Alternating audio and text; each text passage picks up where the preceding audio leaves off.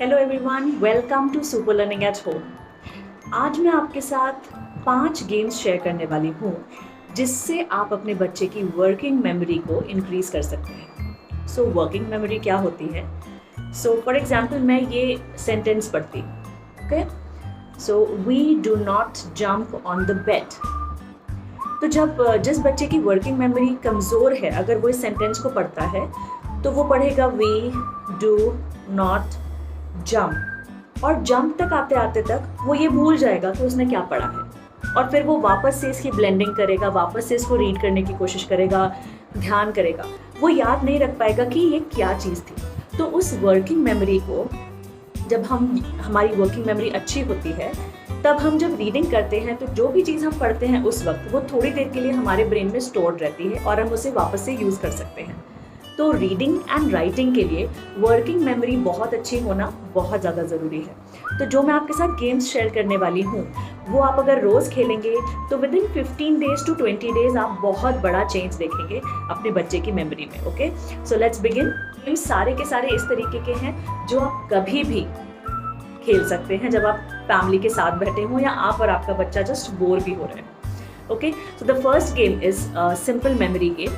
तो इस memory game को हम ऐसे खेलते हैं, अगर मैं और मनु ये गेम खेल रहे हैं तो मैं बोलूँगी ब्लू कलर, ब्लू, और मनु वापस से वो कलर बोलेगा जो मैंने बोला है एंड अपना एक और एडिशन करेगा। सो फॉर एग्जांपल मैंने बोला ब्लू, मनु ने बोला ब्लू रेड, फिर मेरा टर्न आएगा तो मैं बोलूँगी ब्लू रेड ग्रीन, और फिर मनु का टर्न आएगा तो मनु बोलेगा blue red green and brown. तो सीक्वेंस हमें ब्रेक नहीं करना है, हमें अपनी मेमोरी को फोर्स करना है वो सीक्वेंस उसी तरीके से रिमेंबर करने के लिए, और इसी से हमारी मेमोरी पे जोर पड़ेगा और हम चीज़ों को याद रखना सीखने लगेंगे। ओके, यूजफुल टिप इज कि आप इस गेम को थीम्ड रख सकते हैं। फॉर एग्जाम्पल आप बोल सकते हैं कि ओके, आज हम मेमोरी गेम खेल रहे हैं फ्रूट्स मेमोरी गेम, या फिर शेप्स मेमोरी गेम, या फिर नेम्स मेमोरी गेम, या फिर लिविंग रूम मेमोरी गेम। तो जब जो भी थीम रहेगी आपके गेम की, उसी थीम से रिलेटेड वर्ड्स को हम टारगेट करेंगे। ओके, ओपन थीम रखने से होगा कि वो बहुत ही वास्ट हो जाएगा और शायद याद रखने में बहुत कैपेसिटी लगे। तो आप धीरे धीरे छोटे छोटे सेक्शन से शुरू कर सकते हैं। Okay, so I hope you will enjoy this game, और इससे ना वोकैबुलरी बिल्डिंग भी बहुत ही अच्छी होती है बच्चों की। So let's come to the second game. Second game है 20 questions. 20 questions हम बड़े हो जाते हैं तब हम historical figures या फिर freedom fighters उन सब के साथ खेलते हैं, पर 20 questions हम बच्चों के साथ simple objects, cartoons को लेके भी खेल सकते हैं। See, हम क्या चाहते हैं कि उनकी memory increase हो, वो problem solving करने लग जाए। So उस चीज़ को increase करने के लिए हम उनके simple cartoon characters ले लेंगे and बच्चे हमसे questions पूछेंगे।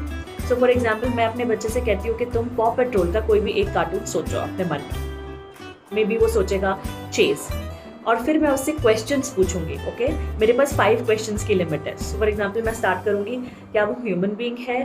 तो वो बोलेगा नो। क्या वो पप है? यस।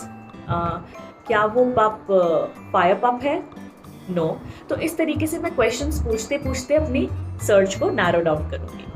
तो जब हम क्वेश्चंस पूछते हैं तो बच्चे को भी रिडल के फॉर्मेट्स समझ में आते हैं, प्लस उन्हें समझ में आता है कि हम किस हद तक क्वेश्चंस को नैरो डाउन करके हमारे करेक्ट आंसर तक पहुंच सकते हैं। ओके, सो आप इस गेम को अगेन कार्टून्स के साथ, मूवी कैरेक्टर्स के साथ, राइम्स के साथ, एनिमल्स के साथ, जंगल एनिमल्स के साथ, नंबर्स के साथ भी खेल सकते हैं। आप एक नंबर सोचिए और बच्चा आपसे क्वेश्चन पूछेगा, ओके, क्या वो नंबर 0 to 100 के बीच में आता है? इस तरीके से ग्रेटर दैन और लेसर दैन के साथ करते हैं। ओके, आंसर सिर्फ येस और नो में होंगे। Okay, so this was the second game, that is 20 questions game. Let's come to the third game. So हमारा थर्ड गेम एक मेमोरी गेम है, बट इस मेमोरी गेम में हम वोकैबुलरी प्लस सेंटेंस स्ट्रक्चर को टारगेट कर रहे हैं। नॉर्मली जब हम फर्स्ट मेमोरी गेम जो मैंने आपको बताया था हम वो खेलते हैं, तब सिर्फ हम एक एक वर्ड को याद रख रहे हैं, बट यहाँ पे हम पूरे सेंटेंस को याद रखेंगे। सो फॉर एग्जाम्पल मेरा फर्स्ट टाइप है, मुझे ये बोलना है I went to the market and I bought a mango. फिर मेरा बेटा बोलेगा I went to the market and I bought a mango and a pineapple. उसके बाद मैं बोलूँगी मैंने क्या बोला था? तो ये मुझे याद रखने की ज़रूरत है कि फर्स्ट ऑब्जेक्ट क्या था. So a mango, a pineapple and few chocolates. तो इस गेम के थ्रू हम बहुत सारे ग्रामर कॉन्सेप्ट्स को भी बच्चे के यूजुअल प्रैक्टिस में ला सकते हैं. फॉर एग्जाम्पल, एंड कब यूज़ होता है लिस्ट में, इंग्लिश को जब हम बोलते हैं तब ए और एंड किन किन चीज़ों के सामने लगते हैं, कुछ वर्ड्स जैसे कि फ्यू, लिटिल, है ना, सम, किन वर्ड्स के सामने लगते हैं. तो उसके लिए आपको एक अलग से लेसन टारगेट करने की ज़रूरत नहीं है. आप इस तरीके के मेमोरी गेम में भी वो चीज़ें इंक्लूड कर सकते हैं. ओके, इस गेम को भी आप थीम बेस्ड रख सकते हैं. सो ये थीम मार्केट थीम है. हम मार्केट में जाते हैं तो हम ये सारी चीज़ें करते हैं. बट इसकी सेकेंड थीम हो सकती है I went to the zoo and I saw. Okay, third theme हो सकती है I went to the water park and I saw. कितनी सारी थीम्स हो सकती हैं. आप जहाँ पर भी जाएं आप वहाँ की थीम्स रख सकते हैं. फॉर एग्जाम्पल, अगर आप कभी महाबलेश्वर गए हो तो आप वहाँ के वेकेशन का गेम खेल सकते हैं, जस्ट आफ्टर कमिंग बैक या while travelling back from the vacation. तो आप इसको कितनी ही तरीके से मोल्ड कर सकते हैं अपने हाउस के सेटअप में, अपने क्लास के सेटअप में. This game also applies to lots of teachers जो इन सारे गेम्स को अपने स्टूडेंट्स के साथ खेल सकते हैं, इवन ऑनलाइन खेल सकते हैं. क्योंकि ये सारे गेम्स मैं भी ऑनलाइन खेलती हूँ अपने स्टूडेंट्स के साथ. कनेक्टिंग वर्ड्स और कनेक्टिंग लेटर्स. तो कनेक्टिंग वर्ड्स में ऐसा होता है कि फॉर एग्जाम्पल आपने एक वर्ड बोला येलो. नाउ बच्चे को 10 सेकेंड्स के अंदर येलो से उसके दिमाग में क्या क्या चीज़ें आती हैं उसे बोलना है. सो फॉर एग्जाम्पल, मैंने बोला yellow, then I will just start counting. उतने में बच्चे को येलो, ओके, बनाना. तो अब दूसरे बच्चे ने बोला बनाना. तो अब तीसरे बच्चे की टर्न है, वो 10 तक काउंट करेगा और तीसरे बच्चे को बनाना से कनेक्टिंग कुछ बोलना है. सो for example, yellow, banana, sweet. Okay, so yellow, banana and sweet. अब वापस से मेरे ऊपर टर्न आया, मुझे स्वीट से रिलेटेड कुछ बोलना है जब तक वो बच्चा 10 काउंट करेगा. तो मैं बोल सकती हूँ केक, मैं बोल सकती हूँ sugar, anything which comes to my mind from the word sweet. Again for example, if I say a pastry, then the other person will think of any word, ठीक है, जो पेस्ट्री से उसके दिमाग में आए. सो फॉर एग्जाम्पल क्रीमी, फिर वो बोलेगा creamy, the other person can say ice cream. So it keeps on going and we are connecting words with some ideas which come to our mind because of that word. Okay? So this is connecting words. Again, ये game बच्चे को बहुत जल्दी सोचने पे मजबूर करता है एंड वो याद रखता है कि कौन से वर्ड्स हुए हैं पहले. ओके, इसी के साथ हम करते हैं कनेक्टिंग लेटर. इसमें स्पेलिंग्स पे बहुत हम स्ट्रेस देते हैं. सो फॉर एग्जाम्पल, जैसे हम पहले खेलते थे एटलस. फॉर एग्जाम्पल, मैंने बोला अमेरिका में last letter is A. So the other person वो कोई भी अदर सिटी या कंट्री का नाम बोलेंगे जो ए से स्टार्ट होती है. Okay, then the other person will say another city जो उनकी लास्ट लेटर से शुरू हो. तो इस तरीके से आप कनेक्टिंग लेटर्स भी खेल सकते हैं. इस गेम को भी हम लोग थीम बेस्ड रख सकते हैं जिससे कि बच्चे की वोकैबुलरी उस पर्टिकुलर थीम में बहुत इंक्रीज हो. एंड जब भी कोई ऐसा वर्ड आए जो बच्चे को नहीं पता हो, it is a very good opportunity कि आप वो वर्ड इंट्रोड्यूस करें. और may be new cities, new fruits, new vegetables, new food items. आप कितनी ही तरीके की चीज़ें इस गेम के साथ इंट्रोड्यूस कर सकते हैं. And at the same time you are working on the memory of the child. Okay, now my last game is make a sentence. Now make a sentence में हम ये करते हैं कि हम कोई भी 2 वर्ड्स सामने वाले को चैलेंज की तरह देंगे.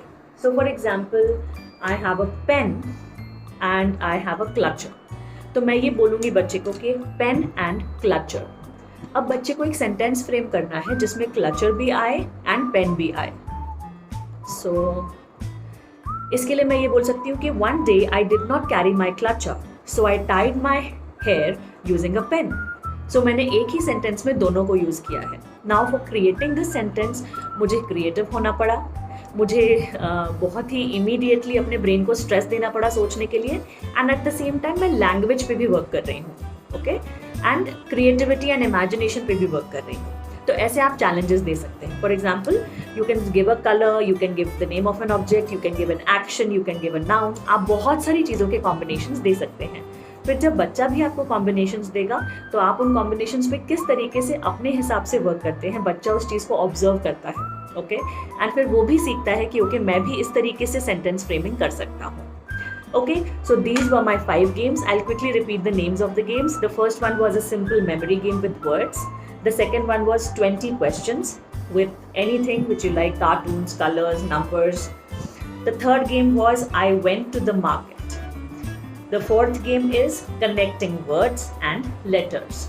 And the last game is make a sentence. Okay, so I hope ये games आपको पसंद आए. कौन सा सबसे ज़्यादा पसंद आया आप मुझे कमेंट करके बता सकते हैं.